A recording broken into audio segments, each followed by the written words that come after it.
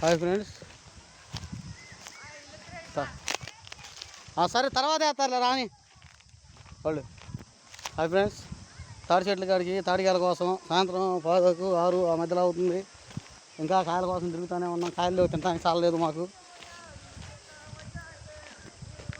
ఇక్కడ కాయలు కొంచెం కనపడుతున్నాయి అందుకని వచ్చాము.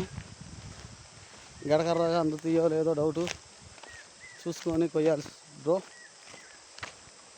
చూస్తున్నాను ఎన్ని గెల్లో ఉన్నాయో లేవో తెలియదు. చూడండి,